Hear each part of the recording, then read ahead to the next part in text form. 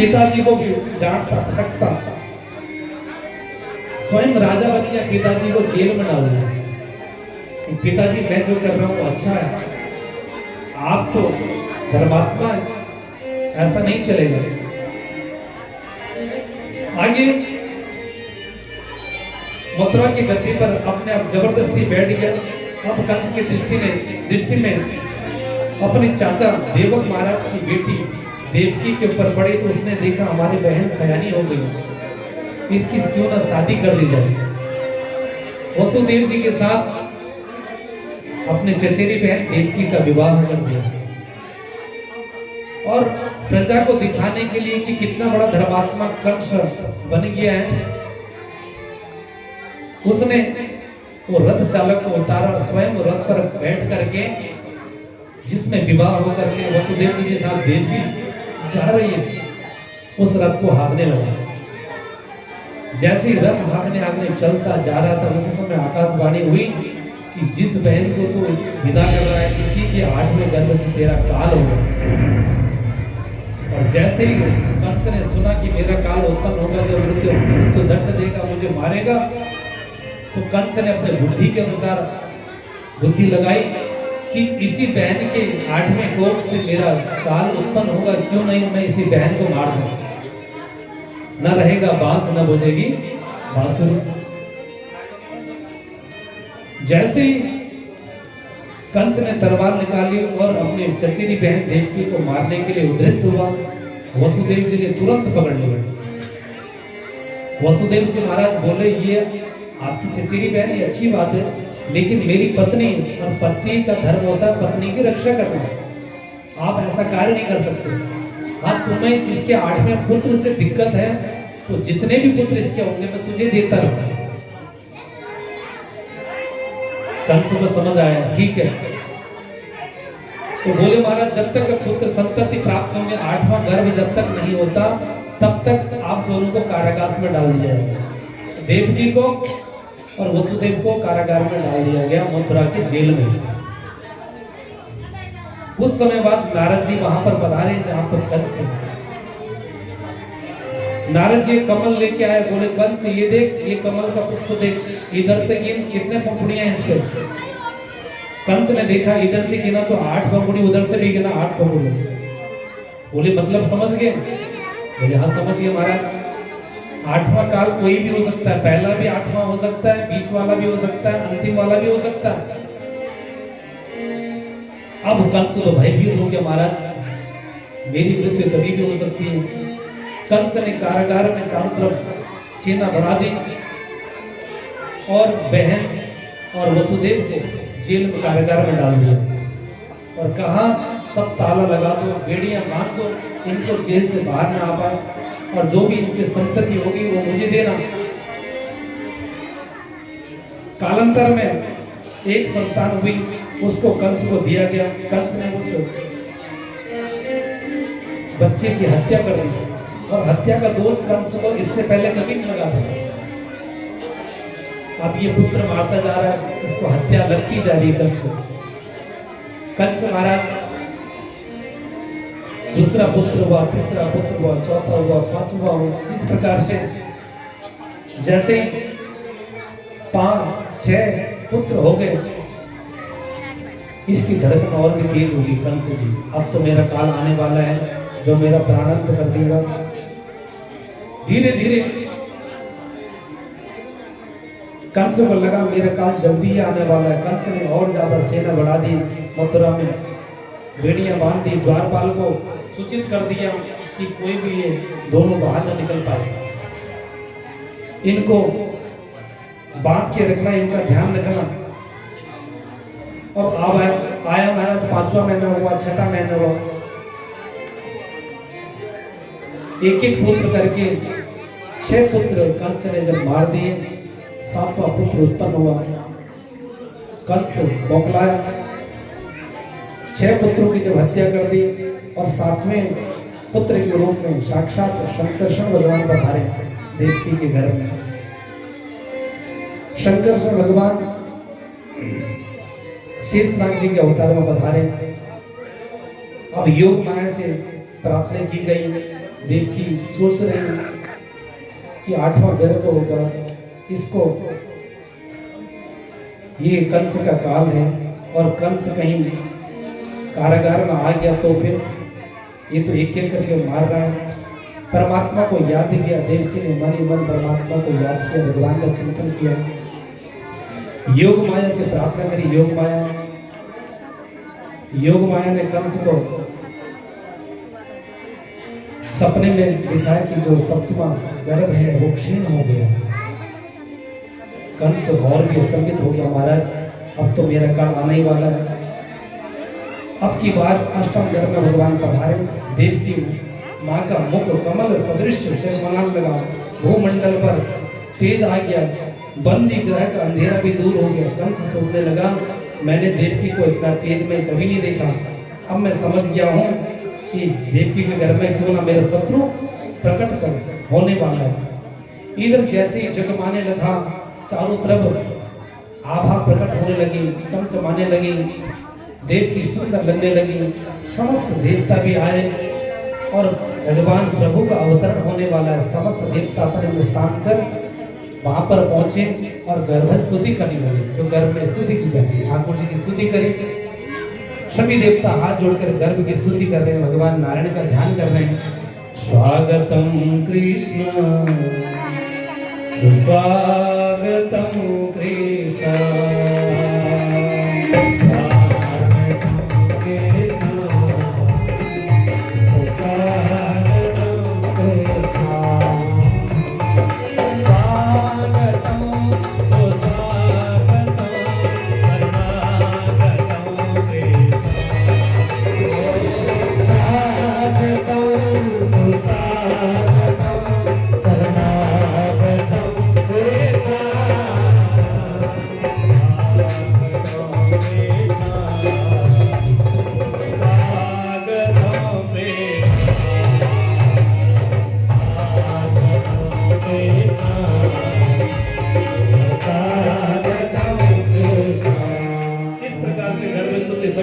करने लगे। अब समय आया माना भगवान कन्हैया के प्राकट्य का, भादव का महीना आया महाराज, कृष्ण पक्ष आ गई, अष्टमी तिथि आ गई, बुधवार आ गया, रोहिणी नक्षत्र आ गया, हर्षण योग आ गया, बवकरण आ गया, मध्य रात्रि का 12 बजे का समय आ गया। अचानक देवकी वसुदेव जी के सम्मुख चतुर्भुज रूप में नारायण भगवान प्रकट हो गए और जैसे ही नारायण भगवान प्रकट हुए सभी देवता भगवान की स्तुति करने लगे। एक नन्हे से बालक बनकर देवकी मैया की गोद में बोले महाराज चतुर्भुज रूप में हम सेवा आपकी कैसे करेंगे, इतने बड़े रूप में आप दर्शन दे रहे हो, आपको तो नन्हे रूप में दर्शन देना, तभी आप बाल गोपाल स्वरूप आपके दर्शन होंगे। देवकी मैया ने जैसे प्रार्थना करी, भगवान ने छोटा सा रूप बनाया और रामावतार में आए तो नन्हे से रोने लगे। इस बार कृष्ण अवतार में ठाकुर जी महाराज आए तो ठाकुर जी बिल्कुल चुपचाप हो गए, शांत पूर्वक हो गए। देवकी माँ की गोद में बाल स्वरूप प्रकट हुए। वसुदेव ने तुरंत उठाकर हृदय से लगा लिया, शुभ में लिटाकर भगवान को अपने सिर पर धारण किया और जैसे सिर पर भगवान को आसीन किया तो हथकड़ियां बीड़ियां अपने आप खुल गई, किवाड़ अपने आप खुलते चले गए। बाहर निकले तो पहरेदार सब खराटे लगाकर सो गए। वसुदेव जी ने लाला को लेकर आकाश के मेघ मंडलों को देखा, वो हमारे सामने, हमारे प्रभु सामने, हमारे घनश्याम, चलो इनका स्वागत करें। मेघों ने कहा हमारे पास जल है, इसके अलावा तो कुछ नहीं। हल्की हल्की फुहारें बरसाना शुरू कर दी महाराज मेघों ने, और जैसे आगे बढ़े जल वृष्टि को रोकते हुए वसुदेव ने पीछे पीछे पड़े। जैसे यमुना महारानी को देखा तो प्राण धन प्रीतम पधार रहे हैं। यमुना महारानी भगवान ठाकुर जी के दर्शन करने के लिए पहुंची। वसुदेव जी ने इतने में मेघों ने घनघोर बारिश कर दी, भयंकर बिजली कड़कने लगी और वसुदेव जी अपने सर में सुख में नदी पार ठाकुर जी को ले जा रहे हैं और नंद भवन में ठाकुर जी को पहुंचाने जा रहे हैं योग माया के द्वारा। उधर पुनः योग माया के प्रताप से ब्रजवासी सब खराटे सो रहे थे। धीरे धीरे देवकी वसुदेव जी महाराज प्रसूति गृह में पहुंचे, नंद बाबा के योग माया के प्रताप से, और प्रसूति गृह में पहुंचे वहां एक सुंदर सी कन्या अदला बदली कर दी, ठाकुर जी को वहां रखाए नंद बाबा के घर में, और वहां से कन्हैया छोटी सी कन्या को लेकर वापस आ गए। वापस जैसे ही आए तो चुपचाप आए, जैसे ही मथुरा में देव पुनः वसुदेव जी पहुंचे, वसुदेव जी ने कुछ बालिका को चुपचाप रख दिया। इधर जैसे ही कंस को पता लगा कि आठवां गर्भ हो गया, मेरा काल उत्पन्न हो गया है, कंस तुरंत अपने हाथ में तलवार लेके पहुंचा और देवकी मैया से पूछा, मेरा आठवां गर्भ कहाँ है, मुझे दे, इसको मृत्यु दंड दूंगा। जैसे ही कंस ने तलवार निकाली, वो कन्या आकाश में प्रकट हो गई और बोली, कंस जो जिस काल को ढूंढ रहा है वो काल मैं नहीं, कहीं और जन्म ले चुका है, तेरा काल तो ब्रजमंडल में कहीं और जन्म ले चुका है।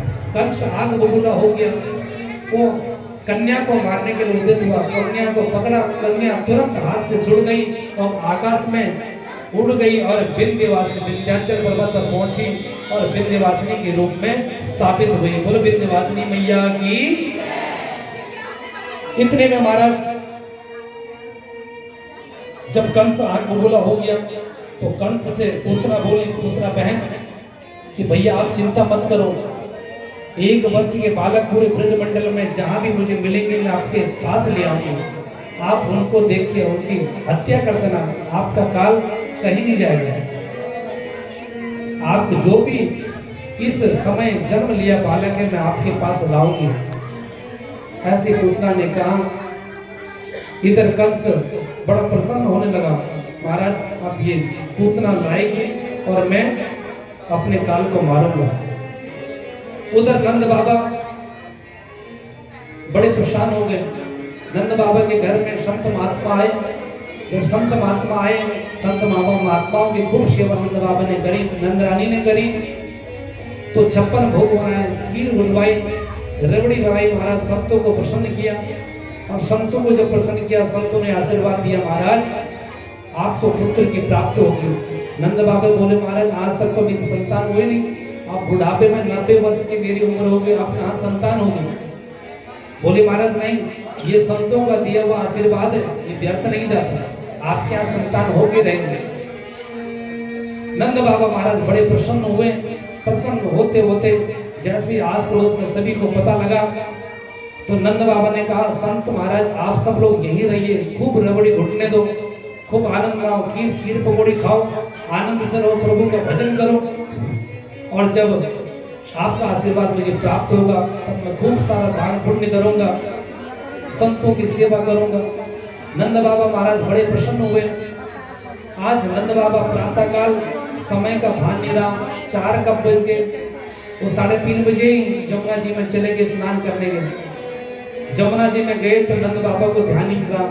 नंद बाबा सोच रहे मैंने स्नान तो कर लिया लेकिन रात आज खुल नहीं रही, समय ज्यादा लग रहा है। जैसे तैसे नंद बाबा ने खूब प्रभु का ध्यान किया, नहा धो के भगवान को अर्घ दिया, भगवान का पूजन किया। उसी समय दौड़ी दौड़ी माता नंद बाबा की बहन सुनंदा पहुंची, भाई को खोजते खोजते, भैया कहाँ हो, भैया कहाँ हो। भैया बोले क्या हुआ बहन, तेरा आना कैसा हुआ। नंद बाबा से सुनंदा कह रही है। सुनंदा बोली भैया मैं आपको बात तब बताऊंगी जब आप मुझे कुछ दोगे।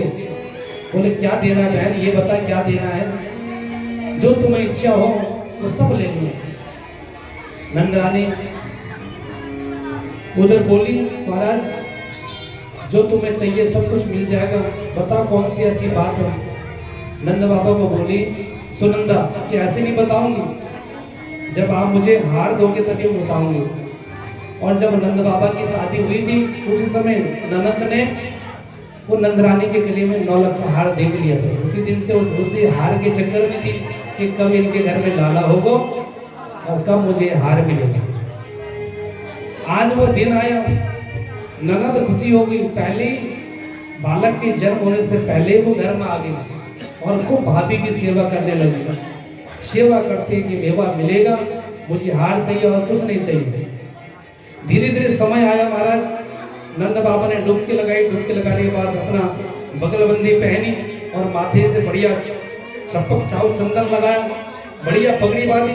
और ब्रिजवासी तो होते ही बिना चंदन के रहते नहीं, बिना तुलसी के रहते नहीं। सुंदर कपड़े पहने, बगलबंदी पहनी, चंदन लगाया, तिलक लगाया, काजल लगाया, आंखों पे भी काजल लगाया और सुंदर कपड़े पहन करके नंद बाबा बड़े सज रहे।